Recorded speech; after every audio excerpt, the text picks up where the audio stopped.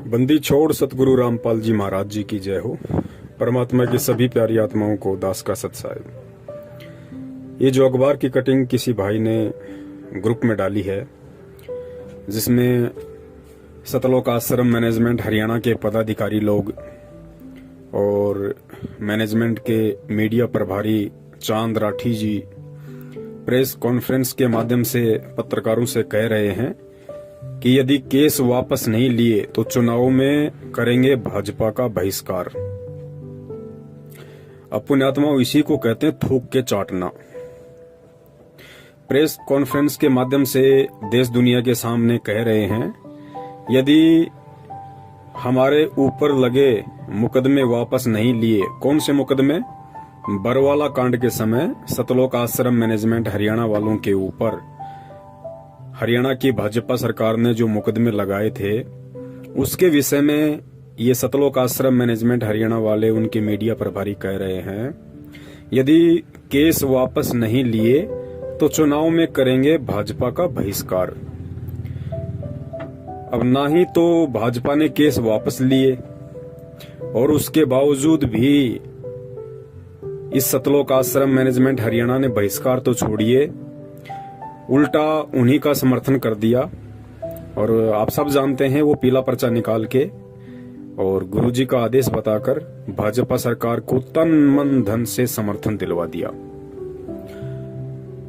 जबकि परम पूज्य परमेश्वर कहते हैं, भाई संत वचन पलटे नहीं, चाहे पलट जाए ब्रह्मांड। संत यहाँ परमात्मा ने भगत के लिए भी कहा है और संत परमेश्वर ने परमात्मा के लिए भी यूज किया है शब्द। तो कहते हैं संत वचन पलटे नहीं, चाहे पलट जाए ब्रह्मांड।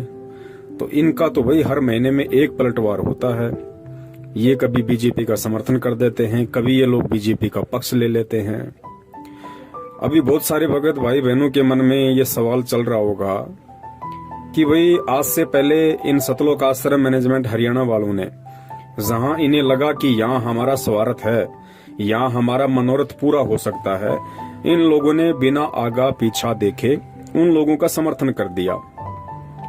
जैसे हरियाणा में आरक्षण को लेके जो आग लगी हुई थी, उस आग में इन्होंने गुरुजी का आदेश बता के भक्तों को खुदा दिया।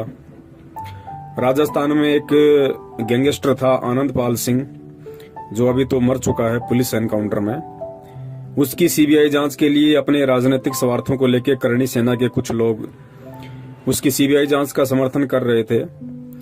तो देखिए, भगत होके, और वो भी कबीर भगत होके, और एक गुंडे की सीबीआई का जांच सतलोक आश्रम मैनेजमेंट हरियाणा ने संगत से करवा दिया, मूर्ख संगत से, और लाखों का दान भी उन लोगों को दे दिया। आज मेरे में एक रैली की थी इन लोगों ने, राजपूतों ने। तो उस राजपूतों की सभा में जो एक गैंगस्टर के समर्थन में थी, और भगत होकर सतलोक आश्रम मैनेजमेंट हरियाणा ने हजारों की संख्या में भगत भाई बहनों को उस रैली में शामिल करवा दिया, नारे लगवाए, और सबके सामने वहां एक जोधपुर से कोई एलडी है, उसने 5 लाख रुपए का चेक भी दिया। उसके बाद और भी बहुत सारे धरने प्रदर्शन हुए, और सतलोक आश्रम मैनेजमेंट हरियाणा वालों ने उन सभी धरनों में बेचारी भोली संगत को गुरुजी का आदेश बता के शामिल करवाया। तो अब बहुत सारे भगत भाई बहनों के मन में ये शंका उठ रही होगी कि भाई अभी जो किसान आंदोलन चल रहा है, जो वर्ल्ड वाइड हो चुका है, विश्वव्यापी बन चुका है, हर देश की सरकारों की नजर इस किसान आंदोलन के ऊपर है कि सरकार झुकेगी या किसान हटेंगे। इतना बड़ा आंदोलन, और किसान बेचारे अपने हक की लड़ाई लड़ रहे हैं, कोई राजनीति नहीं इसके अंदर। उसके बावजूद भी इन कॉल एजेंट सतलोक आश्रम मैनेजमेंट हरियाणा वालों ने किसानों का समर्थन क्यों नहीं किया? इसके पीछे एक बहुत बड़ा रीजन है पुण्यात्मा। समझदार भगत भाई बहन समझ जाएंगे, और जिनकी बुद्धि में कचरा भरा हुआ है वो नहीं समझेंगे। देखिए, सबसे पहला रीजन तो ये है भाजपा सरकार के खिलाफ ना बोलने का इन लोगों के द्वारा। पहला रीजन तो ये है कि आपने देखा होगा, हाल ही कुछ दिनों पहले इन्होंने एक पीला पर्चा निकाला था, जिसमें बिहार और हरियाणा में जो चुनाव थे उन चुनाव में इन लोगों ने उस पीले पर्चे के माध्यम से संगत को यह आदेश दिया था कि गुरुजी का आदेश है, हमने बीजेपी का बिहार में और हरियाणा में जो चुनाव है तन मन धन से समर्थन करना है और अपने आसपास के यार मित्र रिश्तेदारों को भी कन्विंस करना है कि आप बीजेपी को वोट डालिए, क्योंकि बीजेपी की विचारधारा और संत रामपाल जी महाराज जी की विचारधारा मेल खाती है। ये देश दुनिया को आगे बढ़ाने की विचारधारा। ऐसा कह के इन्होंने बेचारी भोली संगत से वोट भी डलवाई और सपोर्ट भी करवाया। अब कोई भी आदमी है, आप देख लीजिए, आजकल तो दुनिया में अगर कोई वोट भी डालता है तो या तो वो पैसे लेता है या फिर उसको दारू का पौवा चाहिए 90% लोगों को, या जरूर उसका उस पार्टी से कोई राजनीतिक स्वार्थ होता है, वरना आजकल लोग वोट भी नहीं डालते। तो सबसे पहला रीजन तो ये था कि बीजेपी सरकार को मूर्ख बनाते हुए इस सतलोक आश्रम मैनेजमेंट हरियाणा ने यह कह के कि संत रामपाल जी महाराज जी के 3 करोड़ शिष्य हैं, जबकि ये गलत है। 15 लाख से ऊपर शिष्य संत रामपाल जी महाराज जी के वर्तमान में पूरे विश्व में नहीं है, 15 लाख से ऊपर नहीं है। तो ये तो झूठ के शहंशाह लोग हैं। इनको तो बीजेपी से मोटा पैसा चाहिए था करोड़ों में, और वे सरकारें तो देती है पैसा, उनको तो जीतने से मतलब है, वोट से मतलब है। तो बीजेपी सरकार ने इनको करोड़ों रुपया दिया ये सोच के कि संत रामपाल जी महाराज जी के जितने भी वोट हैं वो सब हमारे पाले में आ जाएंगे। तो पहला रीजन तो ये कि ये लोग कुछ ही महीने पहले बीजेपी सरकार से करोड़ों रुपया डकार चुके हैं एक एग्रीमेंट के तहत। तो अब ये बीजेपी का विरोध कर नहीं सकते, ये इनकी मजबूरी है। अगर करेंगे तो बीजेपी का डंडा तैयार है। दूसरा सबसे बड़ा रीजन ये है कि साल भर पहले, आप सब लोगों को पता है, सतलोक आश्रम मैनेजमेंट हरियाणा ने एक जज हैं देशराज चालिया, जिनका मुकदमा सतगुरुदेव जी का मुकदमा जिनके अंडर में था, विचाराधीन था। तो इन लोगों ने क्या किया, उस देशराज चालिया को भड़काने के लिए सरासर अन्याय नामक एक पुस्तक निकाली थी, और उस पुस्तक का इन्होंने कोर्ट में प्रचार करवाया, बाहर भक्तों के माध्यम से प्रचार करवा दिया। तो उस जज देशराज चालिया ने उस पुस्तक के ऊपर एक्शन ले लिया, और उस पुस्तक में जितने भी लोगों के नाम और पते लिखे हुए थे उन सभी के ऊपर उसने हाई कोर्ट में मुकदमा ठोक दिया। ये बात संगत को नहीं पता है ज्यादातर। तो जज देशराज चालिया जी ने सरासर अन्याय नामक पुस्तक के खिलाफ उसमें जितने भी लोगों के नाम पते और एड्रेस थे उन सभी के खिलाफ मुकदमा ठोक दिया। सभी लोगों को तारीख पे जाना पड़ा, और तारीख पे इन लोगों ने उस जज के पैर पकड़े, हाथ जोड़े, अपनी गलती मानी कि साहब हमने आपके खिलाफ गलत लिखा, ये हमारी गलती थी। इन्होंने समझौता कर लिया सरकार के साथ और जज देशराज चालिया के साथ, अपनी गलती मानते हुए कि हमने जो सरासर अन्याय पुस्तक लिखी है वो बिल्कुल गलत है, हमने नहीं लिखनी चाहिए थी, वो हमारी गलती है, हम आपके पैर पड़ते हैं, आप हमें माफ कीजिए। तो जज देशराज चालिया ने मुकदमा तो कैंसिल नहीं किया, वो तो पेंडिंग चल रहा है, लेकिन समझौता कर दिया कि ठीक है आगे से ऐसी गलती ना करना, लेकिन मुकदमा अभी की अभी वैसा का वैसा है। तो दूसरा सबसे बड़ा रीजन किसान आंदोलन को समर्थन ना करने का सतलोक आश्रम मैनेजमेंट हरियाणा का ये है, क्योंकि इनको अच्छे से पता है यदि हमने बीजेपी सरकार के खिलाफ, क्योंकि किसान आंदोलन सरकार के खिलाफ हो रहा है, तो इनको अच्छे से पता है कि यदि हमने किसान आंदोलन का समर्थन कर दिया तो वो मुकदमा अभी पेंडिंग है और सरकार उन सभी को वापस जेल में ठोक देगी। तो ये 2 बड़े रीजन हैं सतलोक आश्रम मैनेजमेंट हरियाणा के द्वारा किसान आंदोलन का समर्थन ना करने के पीछे। तो बाकी जो संगत है, दास उनसे निवेदन करेगा, भाई बहुत समय हो गया है अज्ञानता की नींद में सोते हुए। यारो कुंभकर्ण भी 6 महीने के बाद जाग जाया करता था, और अब तो 6 साल होने को चली हैं, अब तो जाग जाओ भगत होके। तुम्हारे क्या स्वार्थ हैं सतलोक आश्रम मैनेजमेंट हरियाणा के साथ? भाई भक्ति तुम कर रहे, नाम तुम्हें परमात्मा ने दिया, मर्यादा तुम्हें परमात्मा ने दी, रक्षक तुम्हारा परमात्मा है, भक्ति तुमसे परमात्मा करवाएगा, सतलोक तुम्हें परमात्मा लेके जाएगा। मेरे कहने का मतलब ये है कि बाकी जो संगत है जो मूर्खता में, अज्ञानता में, नादानी में सतलोक आश्रम मैनेजमेंट हरियाणा को ही अपना भगवान समझ के उनके तलवे चाटने में लगी हुई है, क्या सारी जिंदगी ऐसे ही लगे रहोगे? क्या फायदा फिर इस परमात्मा की शरण में आने का, ये अनमोल तत्व ज्ञान लेने का? अगर ये गुलामी चापलूसी ही करनी थी तो भाई ये तो पहले भी कर रहे थे ना। फिर भक्ति मार्ग में आके भी अगर वही निंदनीय कर्म करोगे, फिर क्या मतलब है तत्व ज्ञान लेने का? भाई निकलो, इस मानसिक गुलामी से निकलो। इस सतलोक आश्रम मैनेजमेंट हरियाणा ने जो गुलामी की बेड़ियां तुम्हारे पैरों में डाल रखी हैं, उससे बाहर निकलो। भाई तुम समर्थ के बच्चे हो, परमात्मा के बच्चे हो। अरे परमात्मा का बच्चा सूरवीर होता है, सूरवीर। सूरवीर किसे कहते हैं पता है? सूरवीर उसे कहते हैं जो केवल सत्य की लड़ाई लड़ता है, और सत्य की लड़ाई में चाहे उसका शीश कट जाए वो घबराता नहीं है। तो पहले अपने बाप को देखो कि तुम्हारा बाप 2-2 बार जेल, दुनिया से किस कदर वैर भाव, वो भी सत्य के लिए, आप और हमारे तक ये सच्चाई पहुंचाने के लिए, आप और हमारे उज्जवल भविष्य के लिए। और हम क्या कर रहे हैं? हम उन्हीं लोगों के पैर चाट रहे हैं, गुलामी कर रहे हैं, उन लोगों के मानसिक गुलाम बन के रह गए जिन लोगों की नादानी के कारण, जिन लोगों के षड्यंत्र के चलते 2014 बरवाला कांड हुआ। और तुम्हारे परमपिता परमेश्वर सतगुरु रामपाल जी महाराज जी को उन्हीं लोगों की मनवस हरकतों के चलते और 5-5 व्यक्तियों के मर्डर के मुकदमे में डबल आजीवन उम्र कैद की सजा हो चुकी है। और आज तुम्हारे उसी परमपिता परमेश्वर सतगुरु रामपाल जी महाराज जी के हर दिन नित नए आदेश बताकर तुम्हें लूटा जा रहा है, तुम्हारा आर्थिक शोषण किया जा रहा है, तुम्हारा मानसिक शोषण किया जा रहा है। यार कमाल हो गया। इतनी प्रताड़ना मानसिक रूप से, आर्थिक रूप से शायद ही अंग्रेजों ने 250 साल तक दी होगी जितनी इन लोगों ने तुम्हें 6 साल में दे दी। और तुम हंसते हंसते बिल्कुल जैसे भांग पी रखी हो आदमी ने, उसे पता ही नहीं कि मेरे साथ हो क्या रहा है। तो मेरे कहने का मतलब यह है कि फिर क्या फायदा ये तत्व ज्ञान लेने का?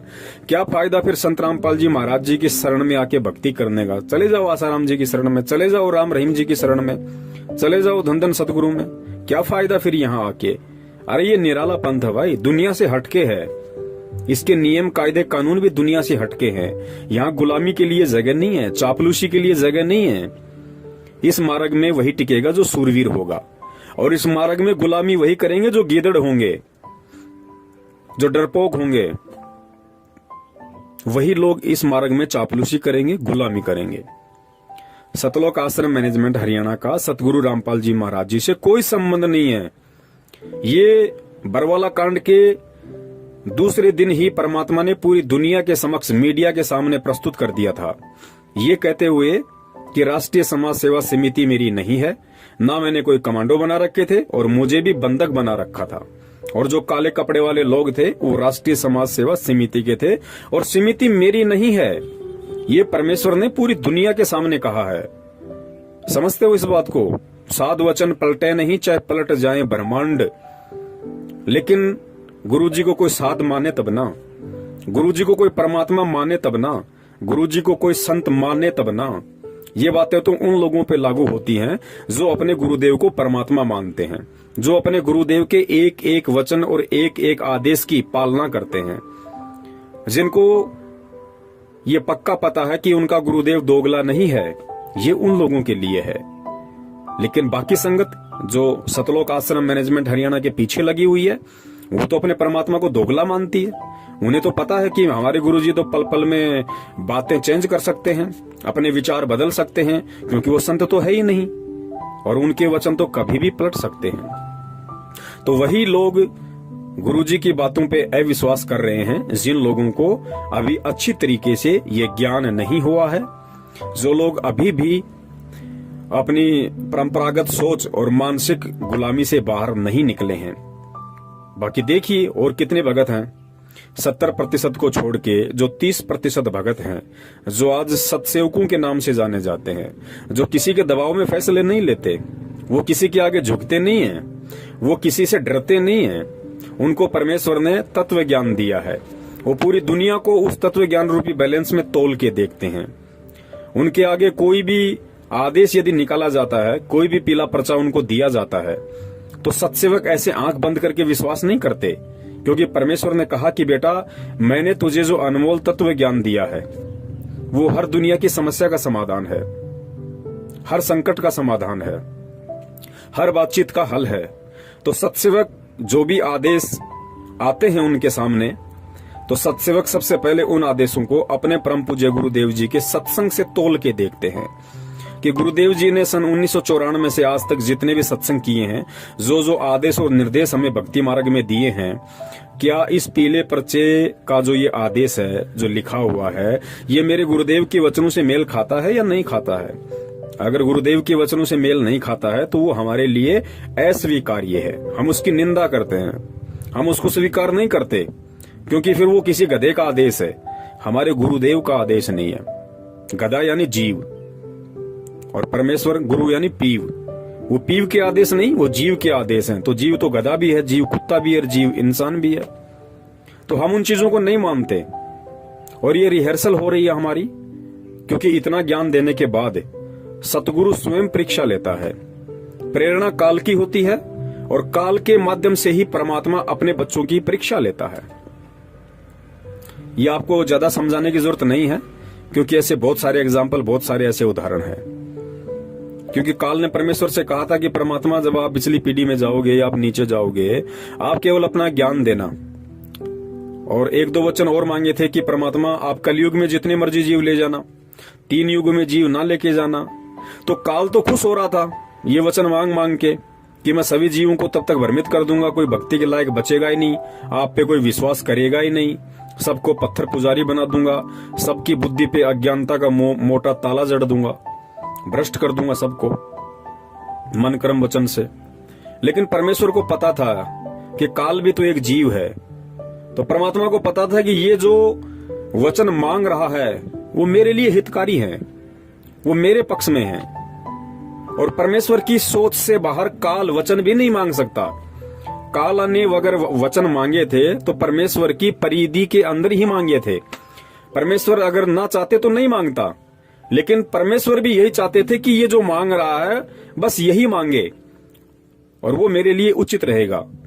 क्योंकि मालिक को पता था कि 3 युगों में, द्वापर, त्रेता, सतयुग में, इस जीव के पास में इसके पुण्य कर्म इतने रहेंगे कि इसको जरूरत ही नहीं पड़ेगी भक्ति और भगवान की। इसके ऊपर संकट आएगा ही नहीं, कोई दुख आएगा ही नहीं। और जब आत्मा पे संकट, परेशानी, दुख नहीं आती है तो आत्मा कभी भी परमात्मा की तरफ नहीं बढ़ती है।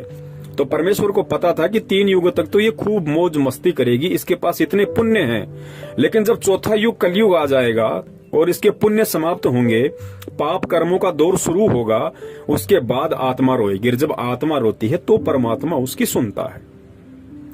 तो काल तो खुश हुआ था कि चौथे युग में परमात्मा जितने मर्जी जीव ले जाना, और परमात्मा को पता था कि बेटा ठीक है, चौथे युग में लेके जाऊंगा, इससे पहले तो ये जाने के लायक भी नहीं है। तो ठीक इसी प्रकार पुण्यात्माओं, वर्तमान में जो घटनाएं घट रही हैं, सतलोक आश्रम मैनेजमेंट हरियाणा के माध्यम से जितने भी मनवस तानाशाही फरमान संगत के सामने पेश किए जा रहे हैं और गुरुजी के आदेशों का जुमला पहना के संगत से उनकी पालना करवाई जा रही है, संगत का भक्ति धन बर्बाद करवाया जा रहा है, श्वासें और समय बर्बाद करवाया जा रहा है, ये सारे के सारे कुक्रम काल प्रेरणा से ये सतलोक आश्रम मैनेजमेंट हरियाणा वाले कर रहे हैं। क्योंकि काल चाहता है कि किसी भी तरह से वर्तमान समय में, चूंकि ये वर्तमान समय ही मोक्ष का समय है, ये पिछली पीढ़ी ही भक्ति मार्ग है, मोक्ष मार्ग है, और इसी समय काल साम दाम दंड भेद हर वो नीति अपनाएगा जीव को भ्रष्ट करने की, गुरु शरण गुरु मर्यादा से दूर करने की।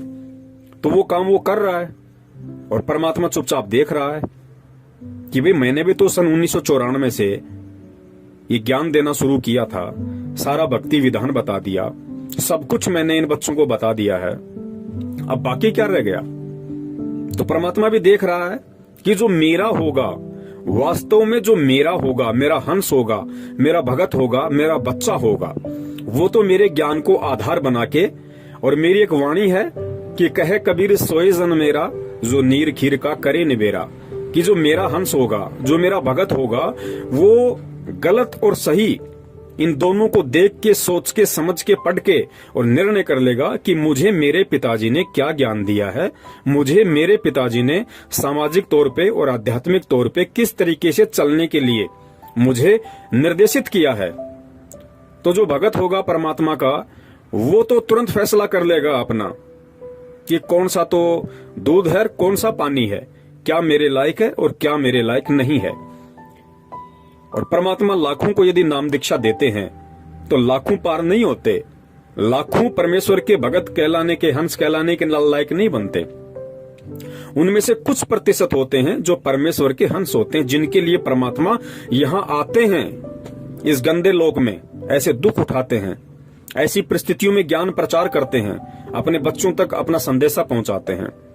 तो वो कुछ प्रतिशत जो बच्चे हैं परमात्मा के, वो इन विषम परिस्थितियों में, इस धर्म संकट की परिस्थिति में, वो ये चूज कर लेते हैं कि मुझे गुरुदेव ने क्या समझाया था और आज मुझे उनके तत्व ज्ञान को आधार बना के क्या निर्णय करना है। क्योंकि देखिए, हम स्कूल में बच्चा भेजते हैं और इस स्कूल में हजारों की संख्या में बच्चे पढ़ते हैं, तो क्या सभी बच्चे पास होते हैं? कोई मेरिट आता है, कोई फर्स्ट आता है, कोई सेकंड, कोई थर्ड, कोई सप्लीमेंट्री, कोई कप्लीमेंट्री, कोई बिल्कुल फेल हो जाता है, कोई बीच में छोड़ के भग जाता है। होता कि नहीं होता? ठीक इसी प्रकार ये आध्यात्मिक मार्ग है। गुरुदेव हमारे शिक्षक हैं, हम स्टूडेंट हैं, और जो ये आध्यात्मिक क्षेत्र है ये हमारा स्कूल है, हमारा कैंपस है। तो ठीक यही स्थिति यहाँ लागू होती है। गुरुदेव की यदि लाखों की संख्या में स्टूडेंट बन गए तो सभी लोग भक्ति के लायक नहीं होते। बहुत सारे लोग ऐसे होते हैं जिनको परमात्मा नई भक्ति की कलम चढ़ाते हैं, उनके अंतःकरण में प्रथम बार भक्ति का बीज डालते हैं। कुछ ऐसे होते हैं जो काफी समय से परमेश्वर की शरण में रहते आ रहे हैं। कुछ ऐसे होते हैं जो युगन युगन के माल हैं परमात्मा के, कि साधु सेती मस्करी चोरा नाल खुशहाल मल अखाड़ा जीतेंगे, युगो युगों के माल। युगो युगों के माल यानी परमात्मा के भक्ति पहलवान, भक्ति रेसलर, जो अनंत युगों से परमेश्वर की भक्ति करते आ रहे हैं। तो वो मेरिट भी आ जाएंगे, वो फर्स्ट भी आ जाएंगे और तुरंत उनकी नौकरी लगेगी, सतलोक जाएंगे। तो पुण्यात्माओं, अब आगे जो छोटा सा सत्संग है जिसमें निष्कर्ष दे रहे हैं परमपिता परमेश्वर जी, ये कहते हुए कि परमात्मा ने अपना विधान बना के छोड़ रखा है। परमेश्वर ने अपना विधान बना के छोड़ रखा है। उदाहरण दिया परमात्मा ने कि जैसे मां के पेट में बच्चा उत्पन्न होता है, तो परमात्मा ने कोई फैक्ट्री नहीं लगा रखी अंदर कि वो फैक्ट्री बच्चा बना रही है। परमात्मा ने कहा कि मालिक ने आदेश दे दिया, परमेश्वर ने ये आदेश दिया कि ऐसा होगा, उसके बाद ऐसा होगा, फिर बच्चा बनेगा और इतने समय बाद वो मां के गर्भ से बाहर आएगा। तो परमेश्वर के आदेश से वो सारे काम हो रहे हैं। उसके बाद परमात्मा ने बीजदार फल बनाए, वृक्ष बनाए, अन्य बहुत सारी चीजें बनाई और परमात्मा ने एक आदेश पारित कर दिया। जैसा कि सत्संग में गुरुदेव कह रहे हैं कि जैसे त्योरू का बीज होता, त्योरू जिसको तुर्रई भी बोलते हैं, जिसकी सब्जी बनती है। तो परमात्मा ने कहा कि देखो एक छोटा सा बीज वो जमीन में डाल दिया, जमीन में डालते फिर वो अंकुरित होता है, पौधा बनता है, आगे बढ़ता है, बेल लगती है, फल, उसके फूल लगते हैं, फिर उसके फल लगते हैं, फिर इतनी लंबी वो त्योरू लग जाती है उसके लगभग 1.5-2 फुट की।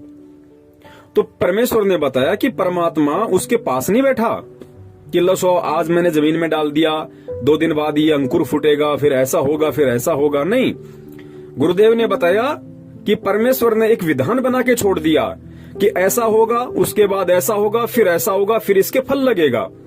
तो परमेश्वर ने वो अपना विधान बना के छोड़ दिया। अब उस विधान के अकॉर्डिंग वो सारे काम होंगे।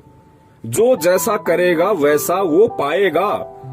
परमात्मा ये नहीं देखती कि ये अच्छा कर्म कर रहा है या ये भगत बुरा कर्म कर रहा है।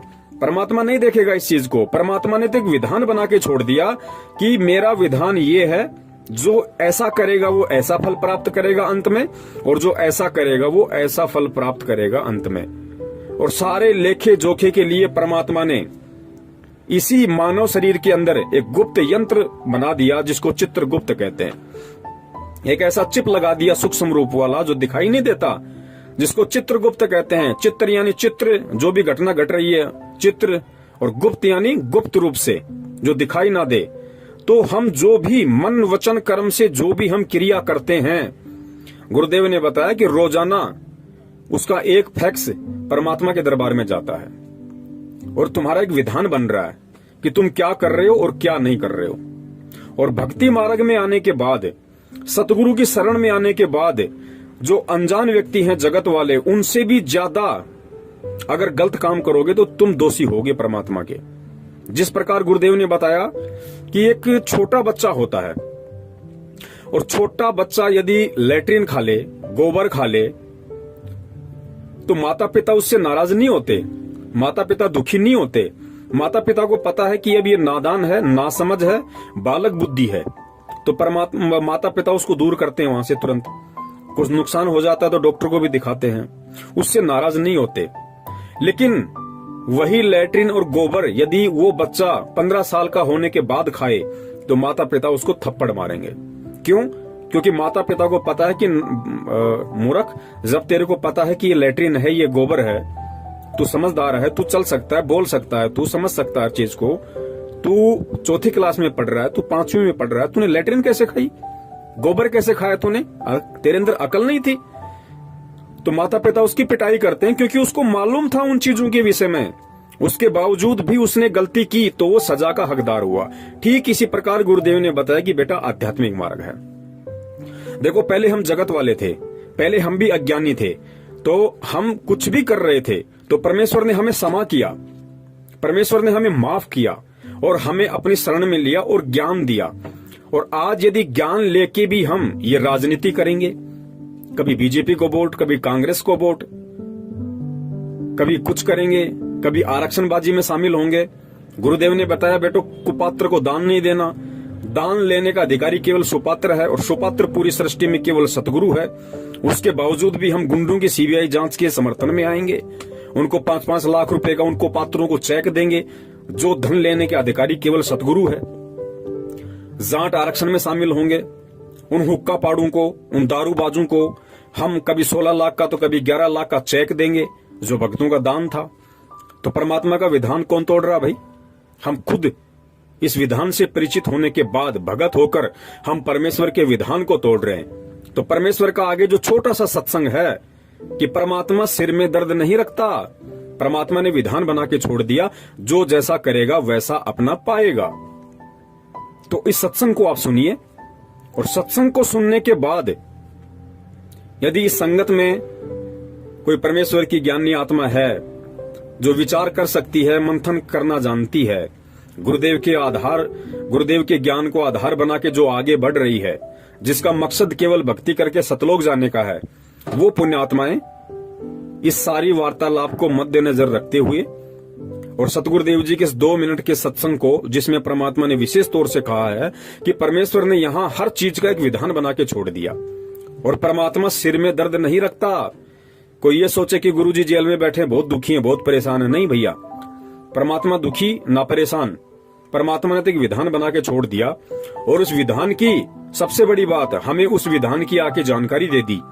और जानकारी देने के बाद भी यदि हम आग में हाथ देंगे, हम यदि भगत होके ये राजनीति वाला लैट्रिन खाएंगे, कुपात्रों को दान देंगे, कोई भी हमें कह देगा ये गुरुजी का आदेश है, हम झट से उसकी पालना कर लेंगे बिना आगा पीछा देखे, बिना उसकी बातों को, उसके आदेशों को गुरुजी के ज्ञान से मैच किए, तो परमेश्वर ने कहा कि परमेश्वर सिर में दर्द नहीं रखता, फिर वो जैसा करेगा वैसा ही अपना भोगेगा।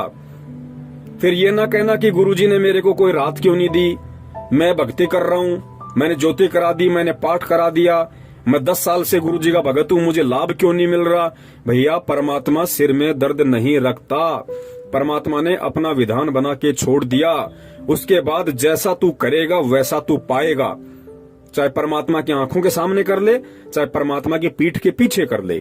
पीठ पीछे अच्छा करेगा तो परमात्मा अच्छा ही देगा, और आंखों के सामने यदि गलत करेगा तो तुझे तेरा गलत ही मिलेगा, परमात्मा तुझे मना नहीं करेगा। तो ये सत्संगों का सार है जो परमेश्वर ने इस 2 मिनट के ऑडियो में ये बात कह दी कि परमेश्वर ने अपना विधान बना के छोड़ दिया, परमात्मा सिर में दर्द नहीं रखता। तो इस चीज को वर्तमान में संगत ने सोचना चाहिए कि अगर जगत वाला कोई गलती करेगा तो परमात्मा उसको माफ कर सकते हैं, जैसे हमें माफ किया। लेकिन पुण्यात्माओं, आज हम भगत हैं, आज हम परमात्मा के विधान से, उनके तत्व ज्ञान से परिचित हैं। आज यदि हम ये गलतियां करेंगे तो पुण्यात्माओं माफी नहीं है, फिर वही मिलेगा जो हमारे संस्कार में है। अगर पैर टूटना है तो पैर टूटेगा, भले आप संत रामपाल जी महाराज जी के बेटे हो। अगर आपको कोई आर्थिक नुकसान होना है तो होगा, भले आप उनकी बेटी हो। अगर आपके प्रारब्ध में मौत है तो आएगी, भले आप उनकी सांसारिक तौर पे आप उनकी पत्नी हो। तो बाकी संगत ने थोड़ा आंख खोल के, कान खोल के ये विचार करना चाहिए कि भक्ति मार्ग में ये गुलामी नहीं चलती, चापलूसी नहीं चलती। भक्ति मार्ग में ना कोई गुरु जी का बेटा है, ना कोई बेटी है, ना पत्नी है, ना माँ है, ना बाप है, ना कोई रिश्तेदार है, ना कोई काका ताऊ चाचा भाई बंधु रिश्तेदार है। भक्ति मार्ग में यदि गुरु का कोई असली है, यदि गुरु का कोई रिश्तेदार है, यदि गुरु का कोई बेटा बेटी है, तो परमेश्वर ने साफ कर दिया कि मेरा बेटा बेटी वो है जो मर्यादा में रह के और परमात्मा के विधान के अंतर्गत चलते हुए सत भक्ति करता है। वो परमात्मा का असली बेटा बेटी है। अन्यथा ये जो आप सांसारिक तौर पे जो मंजू अंजू वीरेंद्र मनोज महेंद्र अमित अनारोमाई आप जो देख रहे हैं ना, ये गुरुजी के रिश्तेदार, ये कोई रिश्तेदार नहीं है गुरुजी के। अरे परमात्मा ने तो एक मानव शरीर में आके भूमिका करनी थी, उस भूमिका के तहत ये भी एक पात्र हैं। इससे ज्यादा कोई औकात नहीं है इनकी।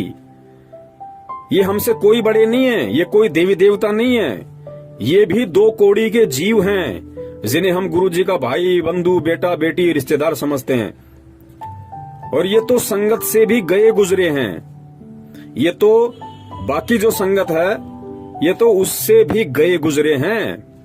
इनका तो कोई औचित्य नहीं अगर ज्ञान आधार से आप देखो तो पुण्यात्माओं विचार करो, समझो। ये मौका गुरुदेव कहते हैं ना कि यो सौदा फिर ना ही रे संतो, यो सौदा फिर ना ही। समझ जाओगे तो फायदे में रहोगे, वरना एक बार ये शरीर छूट गया ना, उसके बाद फिर रोगे इस समय को। अनंत युगों तक, करोड़ों युगों तक ये समय नहीं आएगा। और ध्यान रखना, अगर समय आ गया फिर यही लाइन है, फिर यही सब कुछ कायदे कानून, फिर काल इसी तरीके से भ्रमित करेगा, फिर एक ऐसा मैनेजमेंट होगा, फिर ऐसा एक गुरुजी का भाई होगा, फिर ऐसे ही सत्सेवक होंगे जो तुम्हें जगाएंगे, और फिर तुम होंगे। और निर्भर करेगा उस समय तुम्हारे संस्कारों पे कि आज की तरह तुम जागोगे या नहीं जागोगे, या फिर ठोकर खाकर करोड़ों युग तक गधे कुत्ते सुअर बनते हुए फिर उस समय का इंतजार करोगे। तो मौका है। और गलतियां यदि आपने कर दी आज से पहले तो परमेश्वर से क्षमा याचना करो, और अगर नहीं हुई है तो बहुत अच्छी बात है, आगे विशेष ध्यान रखो। और सुनो ये परमेश्वर का छोटा सा सत्संग, जिसमें परमात्मा ने समझदार और ज्ञानी आत्मा के लिए बिल्कुल क्लियर कर दिया कि भैया मेरा कोई नहीं है, मेरा वो है जो मेरा है। और गुरु का मेरा कौन है, गुरु का अपना कौन है, जो गुरु की भक्ति को मर्यादा में रह के करता है। तो समझिए परमात्मा के विधान को। और पुण्यात्माओं, बचो इन काल एजेंट सतलोक आश्रम मैनेजमेंट हरियाणा वालों से। बचाओ अपनी भक्ति धन को, अपने समय को, अपनी समासों को। सत साहिब, जय हो बंदी छोड़ की।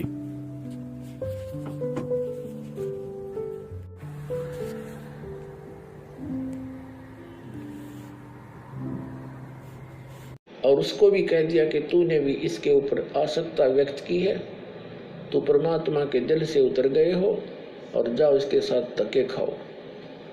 तो इस ज्योति निरंजन ने फिर बहुत विनय करी कि मुझे यही रहने दे, बाहर ना निकाले। जोगजीत मेरी अर्ज कर दे परमात्मा से। जोगजीत ने कहा कि फाइनल फैसला है, जोगजीत रूप में परमात्मा ने कहा, और निकल जाए यहाँ से। 2 सेकंड लगा बस। इतने में इतना ही कहना था, ये 21 ब्रह्मांड विमान की तरह खिसक पड़े वहां से। पर जिसके एक वचन पर सारे ब्रह्मांड चल रहे हैं, कबीर परमात्मा के सतपुरुष के पूरे एक वचन से कि जाओ ऐसे ऐसे करो, ऐसे सब पदार्थों में गुण एक वचन से भर दिए। और वो अपनी क्रिया उस परमात्मा के वचन से कर रहे हैं। अब जैसे एक तोरी का बीज कैसा होता है, और उसको बीज देते हैं और उसमें क्या बन जाता है, फिर आगे क्या लगते हैं, क्या ये जादू नहीं? ये ब्रह्मांड ऐसे ही बनाए परमात्मा ने, उसके वचन से ये सब पदार्थ कार्य कर रहे हैं, उनमें गुण भर दिए परमात्मा ने कि ऐसे से ऐसे तुम ऐसा होगा, ऐसा ही हो रहा है।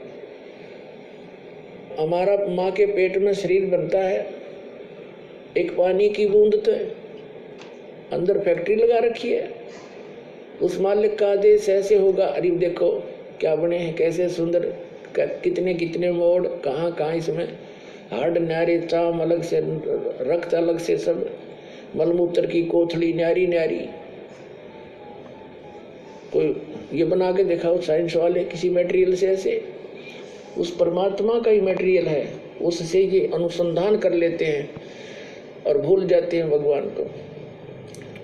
तो सब गुण उसी के दिए हुए हैं, उनका आदेश है ऐसे ऐसे होगा, इसके बाद ऐसे होगा, वो ही हो रहा है। अब परमात्मा ने सारा कुछ बनाकर शर्म दर्द नहीं रखा, विधान बना दिया, ऐसा करेगा उसको ऐसा होगा, ऐसा करेगा उसको ऐसा फल मिलेगा, इस बीज से ये होगा, इसमें ये गुण है, सभी पदार्थ बनाकर भेज दिए।